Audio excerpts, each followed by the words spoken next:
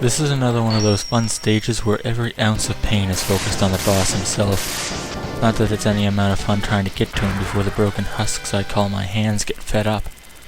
The entirety of this level can be summed up in unloading a concentrated seizure onto the fire button, and maybe a jump or two to spice things up. It is, in short exaggeration, the most tedious goddamn thing ever.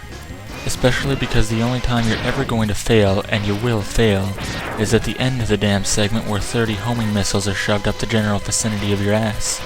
That's not to say there aren't issues outside of exaggerated harping. The seahorses near the offset have fairly erratic behavior, and although they seem to follow the pattern of falling towards X when reaching his level, sometimes they just skizz out and fly off or down wherever the fuck they want to.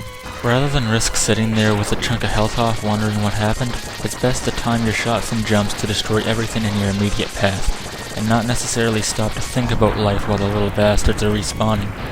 I never lost an attempt at carelessness there, but I've come damn close. The obvious wildcard are the two submarines, and also what predominantly make your fingers sing with pain.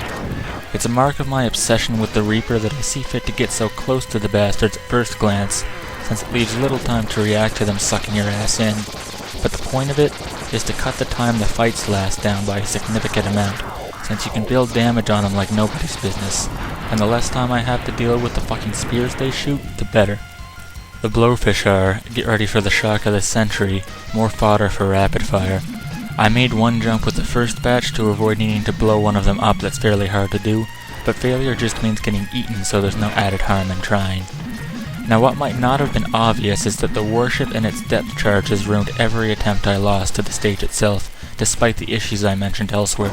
It's basically an infinitely kinder but still luck-driven version of the rocks from Sting Chameleon stage. If the charges are in your way, they fall in such an unwieldy fashion that maneuvering around them is always a gamble. It's too much hassle to bother destroying the whole ship just to save a bit of risk though. Oh, and the Sea Dragon's obviously just more music to my already aching joints.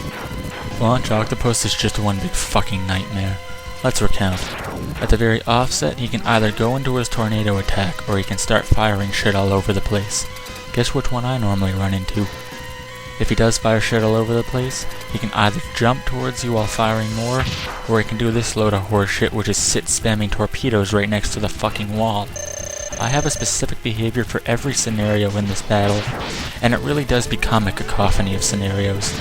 Octopus can perform any action in any order, firing torpedoes from any standing position, firing missiles no matter what motion he's in, and jumping in the middle of any set of projectile spam. Because of this, there are several unique places you can find yourself trapped in, each of which has its own reaction to escape if you're able to recognize what's happening. The basic loop you want to catch him in is going from one side of the screen to the other, destroying his missiles on the way there, and jumping over him when he gets too close at the last possible second. Usually this is enough to dodge all of his bullshit whether he decides to spam it while jumping or not. And if he's a jerk and plants himself right on the ground for more torpedo fun, you can at least react to it on the wall. But if he turns around while you're both in mid-jump and fires missiles like he did here, well, get lucky like I did, I guess. Obviously the ideal battle is an overuse of the tornado attack, but he wasn't biting this time. This is the hardest battle in the game and it ruined 10 attempts for me, never minding the ones lost to the stage. It's not necessarily random like Chameleon, it's just that the amount that can happen is so damn involved.